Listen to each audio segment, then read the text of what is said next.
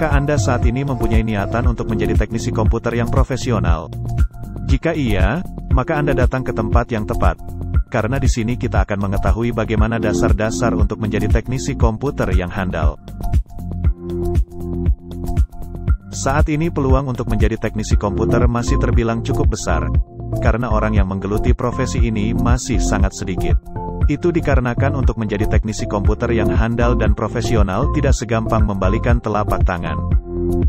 Dengan kebutuhan akan perangkat komputer yang besar, di mana saat ini hampir semua orang menggunakan komputer, dan peran komputer sangat dibutuhkan oleh manusia, mulai dari menyelesaikan pekerjaan kantor, tugas kuliah, sekolah, sampai kebutuhan sehari-hari harus dikerjakan oleh mesin komputer. Memang benar jika mesin komputer masih belum bisa mengalahkan kecerdasan alami otak manusia, tetapi komputer mampu menyimpan memori yang sangat besar dan bisa bekerja 24 jam dibanding manusia yang mempunyai daya ingat terbatas dan memiliki rasa lelah. Oleh karena itu, banyak dari pekerjaan manusia mulai tergantikan oleh komputer, yang bisa bekerja lebih baik dan memiliki tingkat keberhasilan yang lebih tinggi. Dengan kebutuhan komputer yang besar itu, tidak seimbang dengan jumlah teknisi yang masih sedikit.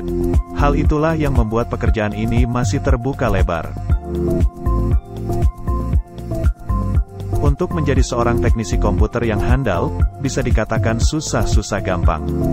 Susahnya jika Anda adalah orang yang tidak menyukai segala hal yang berhubungan dengan komputer, lah mau jadi teknisi kok malas update ilmu ya?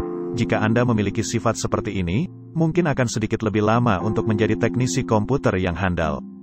Tetapi sebaliknya, jika Anda menyukai hal-hal yang berhubungan dengan teknologi ataupun komputer, maka itu akan mempercepat Anda menjadi teknisi komputer yang handal. Ingat, dalam mempelajari apa saja, baik itu menjadi teknisi komputer yang handal, atau apapun itu, hal pertama yang harus kita lakukan adalah menyukai segala sesuatu yang ada hubungannya dengan apa yang saat itu Anda coba pelajari.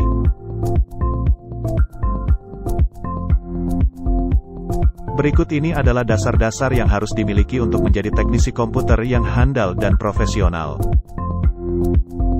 Dasar-dasar menjadi teknisi komputer yang handal.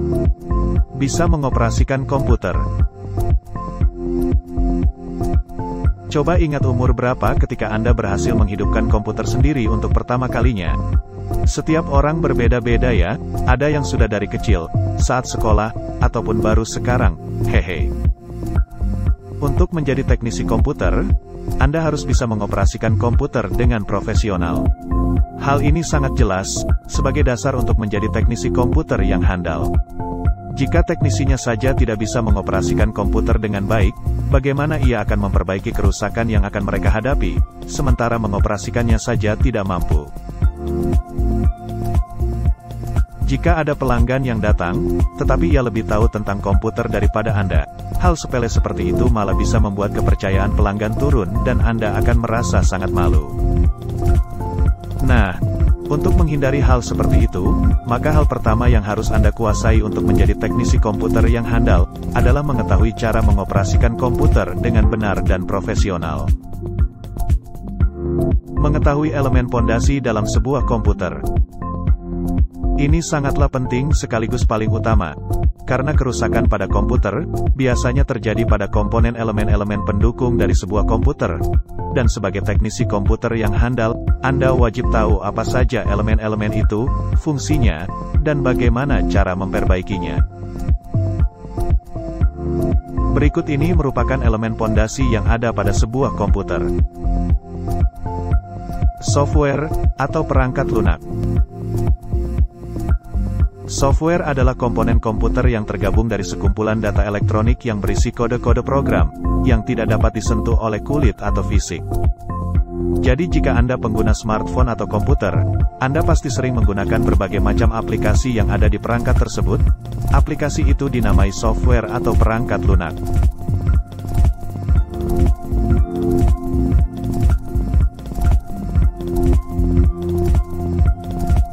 Tidak hanya aplikasi saja yang termasuk ke dalam kategori software, tetapi program dan sistem operasi yang saat ini Anda gunakan, itu juga termasuk ke dalam software. Jenis-jenis software. Sistem operasi. Sistem operasi atau dalam bahasa Inggris Operating System, OS, adalah inti dari sebuah perangkat untuk bisa hidup dan berfungsi.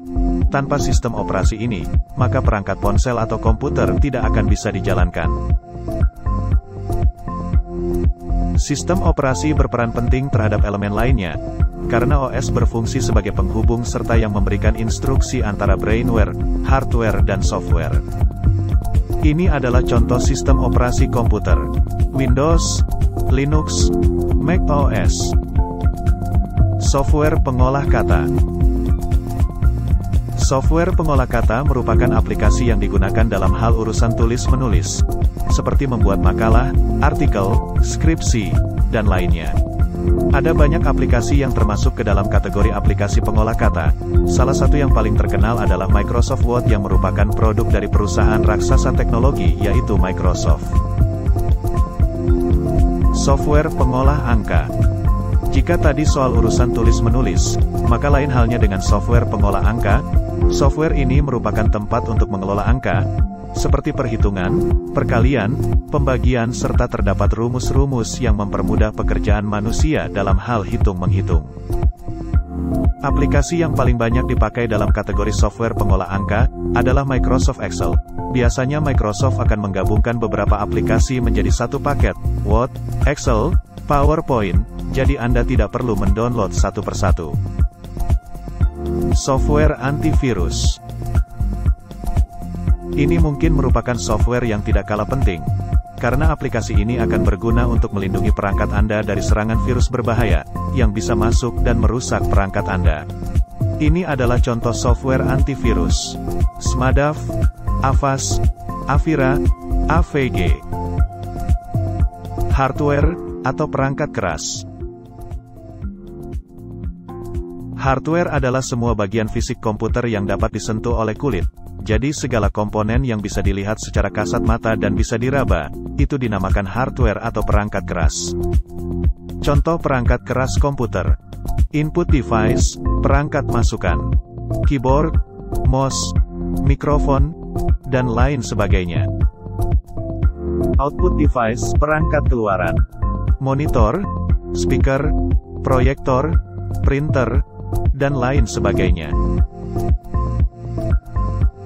Perangkat pemrosesan, proses device, VGA card, RAM, prosesor, power supply, dan lain sebagainya. Brainware. Brainware bisa diartikan sebagai pemakai dan pengguna dari perangkat komputer. Contoh dari brainware itu sendiri adalah manusia. Mengetahui dan mempelajari tentang troubleshooting pada komputer. Kerusakan pada perangkat komputer merupakan hal yang normal terjadi. Jadi sebagai teknisi komputer, Anda harus tahu apa saja jenis dan cara mempelajari kerusakan yang terjadi pada komputer. Tetapi jika Anda masih pemula dalam memperbaiki komputer, pasti akan kesulitan dalam mencari solusi atas kerusakan yang terjadi. Tetapi itulah jalan termudah untuk menjadi teknisi komputer yang handal. Semakin banyak masalah baru yang Anda temui, maka semakin banyak pula ilmu dan hal baru yang akan Anda dapatkan. Jadi, jika Anda menemukan kerusakan jenis baru atau unik yang belum pernah Anda jumpai sebelumnya, maka jangan takut untuk menerimanya, lakukan saja dan kembangkan ilmu Anda agar pengalaman yang Anda miliki semakin banyak.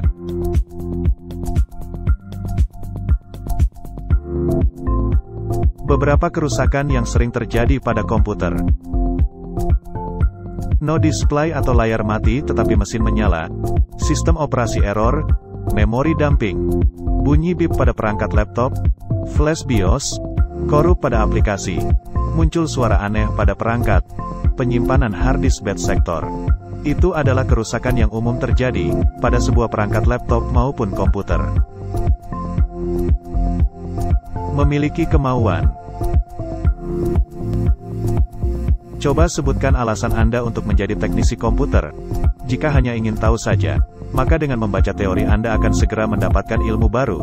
Tetapi jika Anda memang ingin menjadi seorang teknisi yang memiliki usaha dan bakat, maka Anda harus memiliki kemauan untuk rela berkorban. Rela berkorban maksudnya adalah Anda harus meluangkan waktu untuk belajar, serta memperbaiki masalah baru yang muncul. Anda harus siap capek, jangan berhenti di tengah jalan. Itulah yang dinamakan kemauan yang kuat. Kemauan yang kuat sangat penting untuk dimiliki, jika Anda benar-benar ingin menjadi teknisi komputer yang handal. Pantang menyerah. Ini juga tak kalah penting, oleh karena itu sikap pantang menyerah harus Anda tanam dalam diri Anda. Banyak teknisi pemula gagal dalam mewujudkan mimpinya untuk menjadi teknisi yang handal karena memiliki sifat gampang menyerah. Jika Anda menemukan kerusakan yang baru, jangan langsung menolaknya. Jadikan hal itu sebagai hadiah untuk Anda mendapatkan ilmu dan pengalaman baru. Tidak semua kerusakan bisa diperbaiki. Ada kalanya kerusakan yang terjadi memang sudah tidak bisa diapa-apakan lagi. Jadi jika Anda tidak bisa memperbaikinya, jangan menyerah dan berkecil hati. Yang penting Anda sudah dapat pengalaman baru, Anda sudah tahu kerusakan dan penyebabnya. Jadi di kesempatan berikutnya Anda tinggal harus mencari solusi untuk jenis kerusakan tersebut. Jika Anda lelah, coba beristirahat sebentar. Jangan langsung berpikir bahwa kerusakan tersebut tidak dapat Anda selesaikan.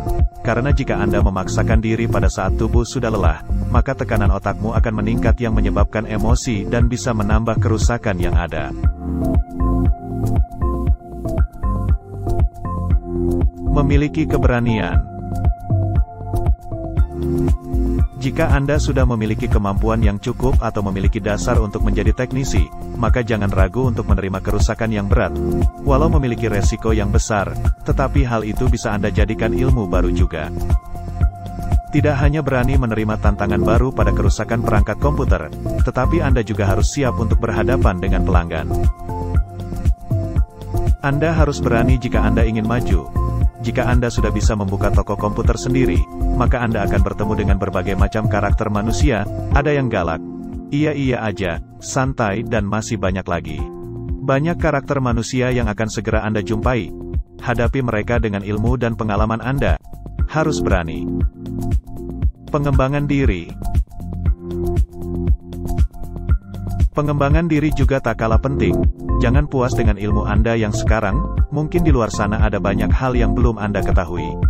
Jadi kembangkan diri Anda dengan segala hal yang membuat Anda tahu akan hal baru. Bisa berbahasa Inggris. Kemampuan dalam bahasa Inggris juga perlu diperhatikan, karena jika Anda berhubungan dengan kerusakan pada software, maka Anda harus siap berhadapan dengan bahasa Inggris. Karena hampir setiap software atau program selalu menggunakan bahasa Inggris untuk defaultnya. Tidak harus pintar, tetapi minimal Anda harus tahu arti dari kalimat tersebut, jika sewaktu-waktu Anda menemukan kerusakan yang memberi solusi, tetapi dalam bahasa Inggris.